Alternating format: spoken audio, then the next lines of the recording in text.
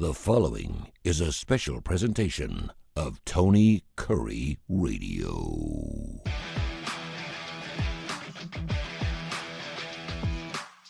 Welcome back to the Keefer and Kurre show. When we first started the show, Kip, you would pick a topic and I would pick a topic, and then we kind of go back and forth. And then I'm kind of full of myself. I always have things I want to talk to you about because you've been, I'd say you've been in my professional life for 40 years, but I haven't got a chance to work with you professionally until like the last 5 or 6 years. And so I got all these things I want to bang off your head because I get the chance to listen to your show, need to know here on I get banged on the head all the time, so that's right up my alley. So I've always got this. So during the week I'll go. That would be something I need to ask Kip about because you and I are roughly the same age. I know you're celebrating. As long as it's today. Not love and romance, I'm your guy. That's never going to happen. You are celebrating your birthday here on October 13th. I got a birthday coming up on March 7th. The one thing that I think everyone loves about their birthdays, they do like to see who's famous, who is also born on their birthday. Not only because you share that birthday with that person. And it's more likely the only thing you share with that person. But because you're born on the same day and you're the same sign, you think that you have something in common with that person. Correct? Sure. Is that safe to say? So I'm looking at October 13th. I'm going to go through a list of people who are celebrating birthdays today. And I want you to tell me specifically, if you can, each individual person, the one thing you believe you share with that person. Okay, that's interesting. Now, I'll be honest with you. I share my birthday with only 3 people. Oh, wow! And they're not really famous. Wanda Sykes. Okay. So I'd say she's funny, and I consider myself kind of funny. Bryan Cranston, who I think is one of our greatest actors. He's 69 today. He really good. But he's not. I mean, he's famous, but he's not famous. Yeah. And then Peter Wolf, the lead singer of the Jay Giles Band. Oh, really? Consider I was in classic rock. I figured, okay, I got something, but that's it. I mean, it's it's the most boring birthday. You pick any other day of the year, the 364 of the days, and you'll find a list of celebrities. That's it. March 7th. No one was born on March 7th. So I don't really share a lot of birthdays with any famous celebrities, famous people. That's amazing. You on the other hand, celebrate a birthday with a lot of special people for because I got a theory on that, Tony. I think maybe that's because it's the 10th month of the year. That means probably was conceived in January. Pretty cold, back in those days, and probably not much else to do. TV was only 3 channels and went off the air at like 11 o'clock. So I think that's why there's a lot of October births. I think a lot of people were keeping warm. And see, I was conceived in the middle of summertime up in Cincinnati, Ohio, which makes sense because my dad worked overnights. Yeah, that makes sense. The funny thing is my dad was a newspaper distributor. My mother probably did make him wash his hands before he was intimate with him. Newsprint, not the sexiest thing. Yeah. You could always tell my mom and dad were getting hot and heavy because my dad had clean hands. That's hilarious. It really is. If you know anything about newspapers, it really is. All right, so I'm going to throw out a person who's celebrating a birthday today. Tell me what you have in common with them. And it's funny because I used to do this segment called Bone Fragments when I did the morning show, and we did birthdays, and there would be like, I don't know, 10 or 20. Now if you pull up October 13th famous birthdays, there are 75 people that have celebrated, and they're all Instagram stars. It's crazy. Wow. Yeah, you got pop singers, you got boxers, you got TV actors. But I mean, if you pull up October birthdays, famous people, Instagram star, YouTube star, Instagram star, YouTube star, YouTube star, TikTok star, all these people are, and I have no clue who the hell they are there. No, of course. I have no idea. But I couldn't name a TikTok star. I mean, I can't believe there's such a thing. But these people you will know. And the one is an Instagram star, but you do know her as well. You share a birthday with Tiffany Trump today. Oh, Tiffany Trump. Tiffany Trump. She turns 32 today. I know she's pretty young. I think of all the Trumps, she's probably the most private kind of one we don't know very much about. You don't ever hear anything about Tiffany Trump, so I don't share much in common with her because I try to make sure everybody hears about Kip Keefer. Very good. Sacha Baron Cohen turns 54 today. Funny guy. Man, that's an interesting guy to share a birthday with. those couple you movies. look good in a Speedo. No, those couple of movies he made were absolutely hilarious. The names, what was the one where he was the guy from Kazakhstan and Oh God. he came here and he was touring all around the South. Alabama, yeah. Talking about on the sidelines. He was on the Yeah, sidelines of the University I of Alabama. forgot the name of the movie, but it was hilarious. Gosh, it was funny. Yeah, and people hated him for that because they were like, "There's no gay people on the University of Alabama football team. What's he doing? Get him off the sideline." Yeah. All right. He goes to the fancy lady's house. He got invited and he comes downstairs with a plastic cup with his feces in it because he didn't know the procedure or whatever. Yeah. Brought it back to the dinner table. She was born in 1925. Unfortunately, she's not with us anymore. Did you know you shared her birthday with Margaret Thatcher? I did not. How about that? How about the that, Iron Lady. Yeah. I quote her all the time because one of the best quotes ever: socialism doesn't work because eventually you run out of other people's money to spend. There you go. The Iron Lady, that is an honor. I mean, she was the beast. Someone you have talked about on this show a million times, and you said it was one of the best shows you've ever seen. You celebrate a birthday with Paul Simon. Oh, no kidding. Yeah, Boy, he turns 84 I'm today. loving this segment. That's two kind of heroes for me. I just think Paul Simon, what he accomplished in his career, I listen a lot to, as you know, to I guess what's considered classic rock, and I don't even know how you make Paul Simon in the rock category, but when they played that Central Park concert, probably 10 or 15, I never have any concert at the time. It might have been in the 90s. But remember they had like some ridiculous 700,000 people show up. People were blocks away and they had, but when they played those live songs from that Central Park concert, and he hadn't even been with Art Garfunkel for years, and they got back together and did that. But I told you one of them, another one of the ones, I got to see him on his farewell tour at Las Vegas, and my youngest son lived so close. His apartment to MGM Grand was only about, I don't know, not even a half a mile away. So I walked to the Paul Simon concert and took that in and saw him on his very farewell tour. And he stuck by that. That was at least 10 or 12 years ago. And, he said, this is it. This is my farewell tour. And he stuck to it. But what a talent. What a catalog of songs, so many directions he went late in his career with musicians from all over the world. I love Simon. The whole Africa thing, the whole African feel, the vibe. Oh, yeah, it's great. It was unbelievable. And that was something that no one even knew about, that he had been such a big part of for such a long time. And real quick on that, The Graduate's still one of my all-time favorite movies, and so many people say, I never saw that. I was, dude, you got to go back and watch The Graduate, because the whole soundtrack is Simon and Garfunkel, and it just fits it perfectly. Dustin Hoffman, and in one of his earliest roles, The Graduate is one of the best movies of all time. If you haven't seen it, that's my birthday wish to everybody listening. Go back and watch The Graduate. It was a groundbreaking movie by a guy named Mike Nichols producing it. They did all kinds of different things from a cinematography standpoint, but the movie is awesome. I love The Graduate. Cuckoo. I still have it's a reprinting of the poster of him sitting on I guess he's sitting on a bed, and there's the picture of her leg and he's looking in between her leg. Yeah, it's just a fantastic. There was another movie that was a little bit of a spin-off of that. With Rob Lowe, it was called Class. Oh yeah! If you're going to chance to see it, and it was two kids that were going to college together, and the one college kid was being seduced by the college kid's mother. And it's was it Kim Basinger? No, who was the woman that was in that movie? Anyways, it'd be called Class. It was one of Rob Lowe's first movies. If you're going to get a chance to see it, it's pretty funny. It's pretty good. Paul Simon is to Art Garfunkel as Daryl Hall is to John Oates. Could you make that argument?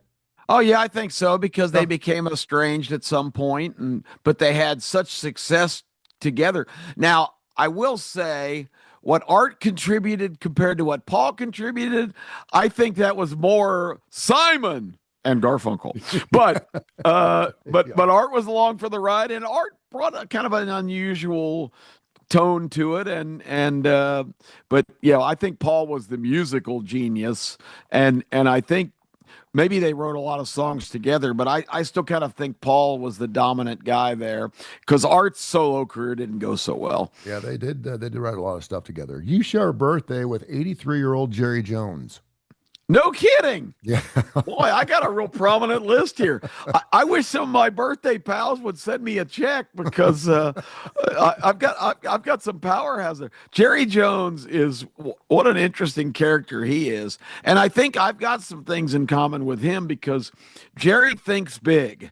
Jerry was got into the oil business after college at Arkansas, but he took that money and people said he was nuts.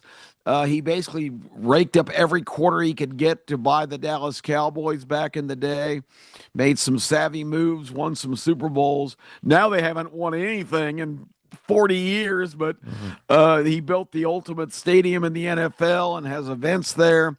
Jerry's richer than he's ever been, and he's been able to pass it along to his two children, his daughter and his son, to run the franchise now. And if you have that kind of legacy where you can have that kind of life and have that kind of success and set your children up for their future success, that's a pretty damn successful life. A lot of people don't like Jerry because now they say he doesn't care about winning. He just wants to make money. Well, that's kind of how it is. One of the funniest Dr. Pepper commercials I've seen in a while, the old Pepper Town where they come in and on a Saturday and everything's dead. And everyone's like, where the hell is everybody? And Jerry Jones he goes, this is a pro town, folks. We celebrate we only Sundays. play football on Sundays. They're like, ah! Yeah. This is so cool that these people on this list are on your birthday. I got goosebumps talking about it because when I saw it's amazing. And I thought about this about a week out. And I thought this is going to be a fantastic show. You celebrate a birthday with Jerry Rice, who turned 63 today. Oh my gosh! I mean, has there ever been a better player? No, really isn't.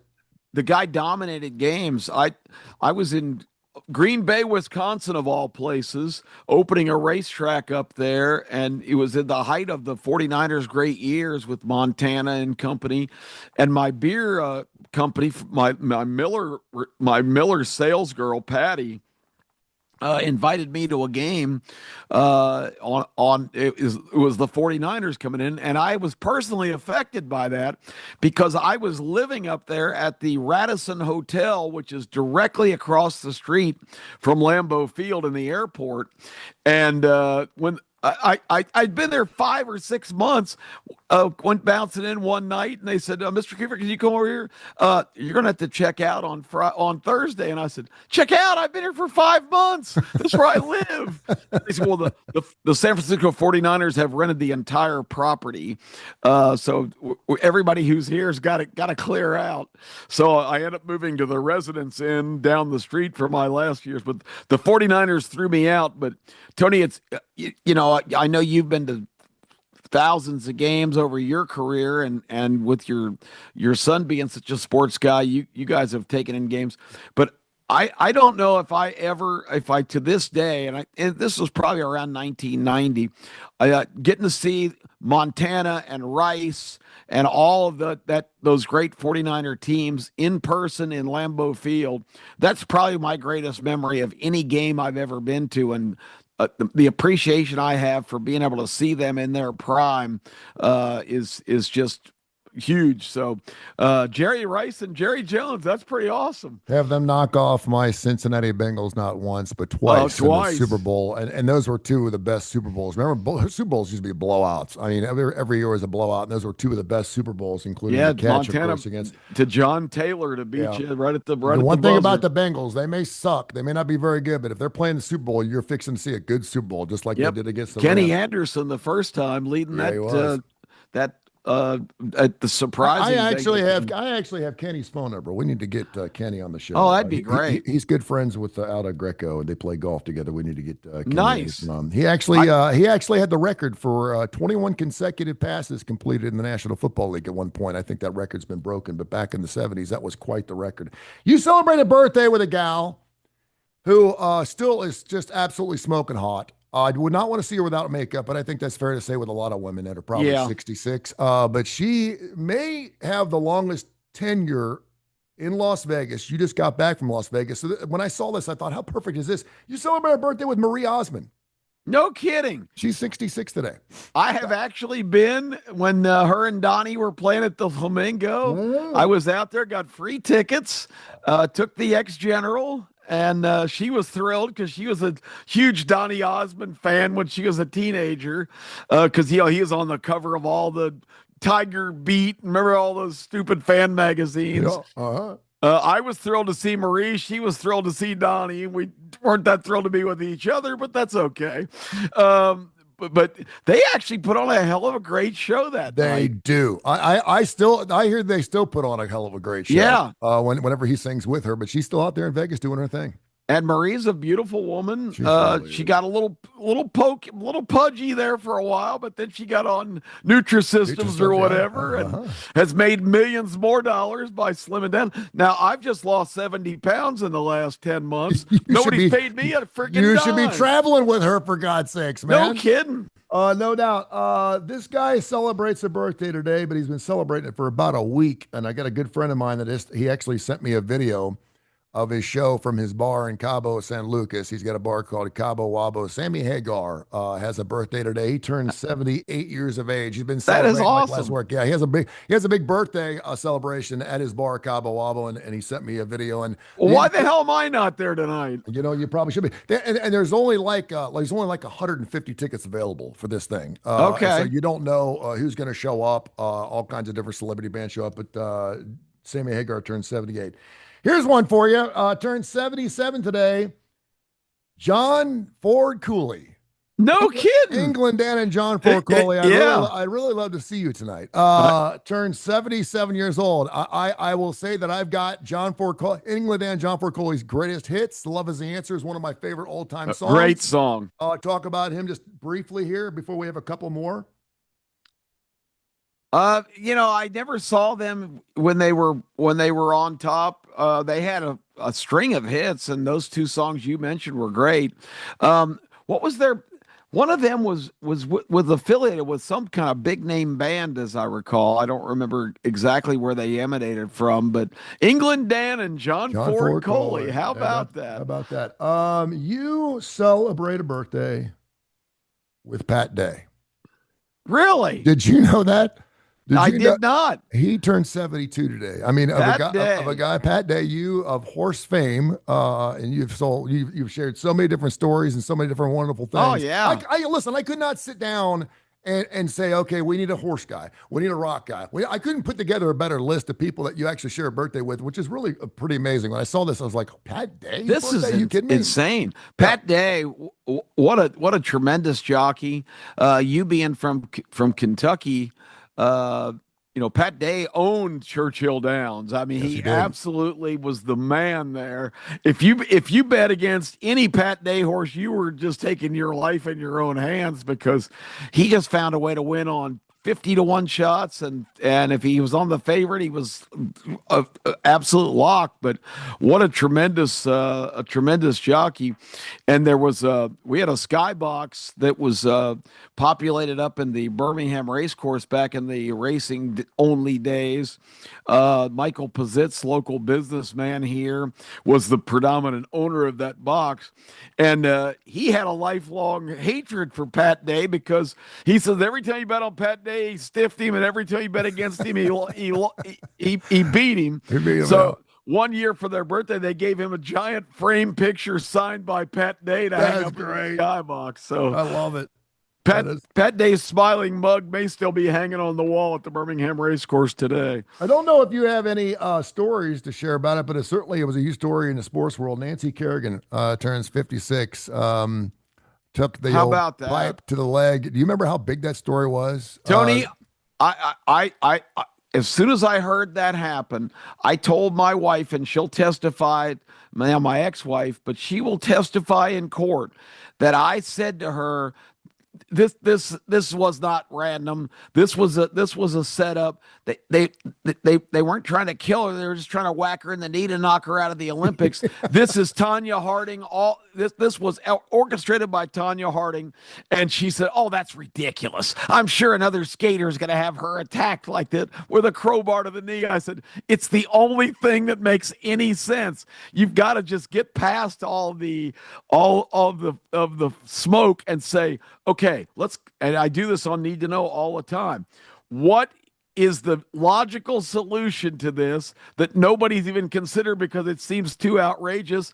Within 2 days, that band of goofballs left by her boyfriend, Jeff Gillooly, that Sean guy who did that, was traced to him. So they attacked her, trying to break her kneecap or hurt her bad enough where Tanya would be the favorite for the gold medal. How ridiculous was that whole What a story? great story. I mean, it's like the Apple Dumpling Gang. What I mean, who in the hell actually thought they could get away with? Think about them sitting around drinking beers late at night in their trailer park going, okay, how are we going to make this and give Tanya a chance? And next thing you know, she's posing for naked magazines and her boyfriend. Oh my gosh. It was such a great story. Yeah, she denied even having any knowledge of it, but there's documented things about her talking about how her and Jeff celebrated that night and, made passionate love all night because they were just so excited that she was going to win the gold medal, which didn't turn out to happen. Would you say, though, in the grand scheme of things, that she turned out better because of that, as opposed if she had not? It made her a lot more famous. She would have been completely forgotten about after her skating career because she didn't really have. She was really, most real successful figure skaters, particularly women, come from privileged backgrounds where they're taught to do that from the time they're 3 or 4 years old. And they Tanya Harding came from way on the other side of the track. She was a trailer gal. She was just a supreme athlete who learned how to do that in her teenage years. So she just didn't come from the cloth. You could have cherry picked her out of a trailer park in Jasper, Alabama, man. She would have fit the bill perfectly. Oh. And then her boyfriend was like, it was so perfect. It was so perfect. It was. I mean, the story is really one of the most bizarre and kind of engaging stories of all time because this girl from the other side of the tracks was willing to do anything to try to make that happen. But I think your point's good because Nancy Kerrigan now is kind of, her legacy is by being attacked. She didn't fulfill her destiny and win the gold medal, and then she was so bitter about it for the rest of her life that now people say, "Oh, she's a bitch," and that's really unfair. It really is unfair, isn't it? I mean, she was going for a gold medal. They took a bar to her leg, and and everyone's like, "Oh, get over it." Like, what's the big deal? I mean, she's still dwelling on that. Still dwelling on that. Get over it.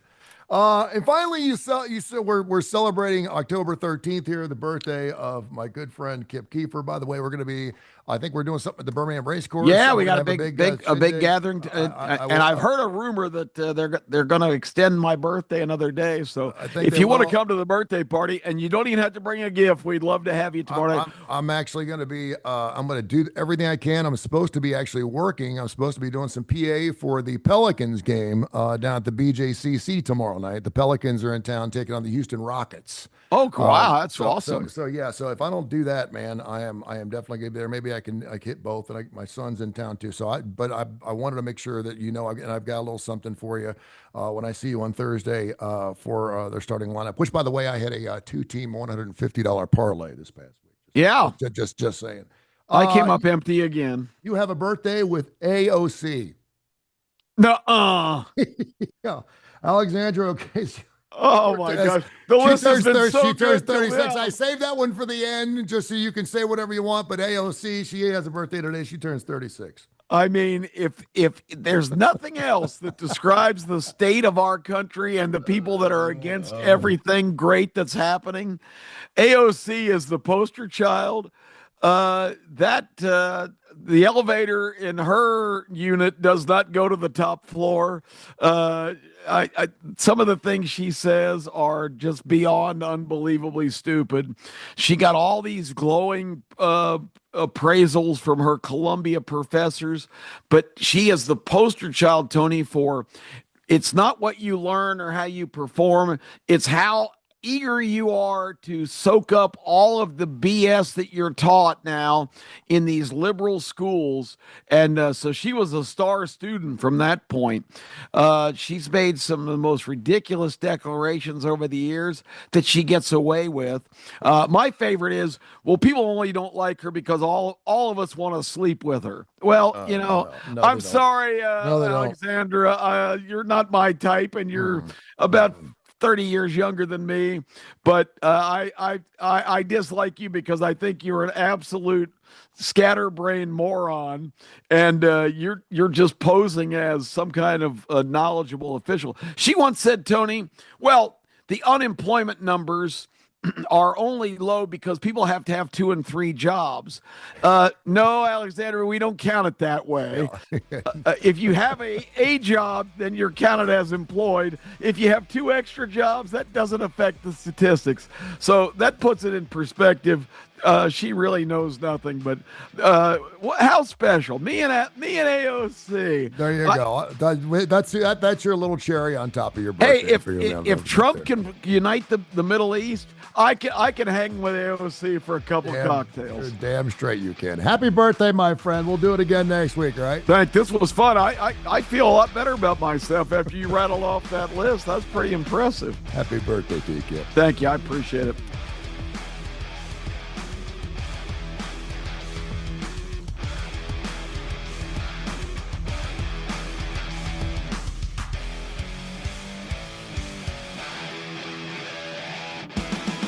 This has been a special presentation of Tony Kurre Radio.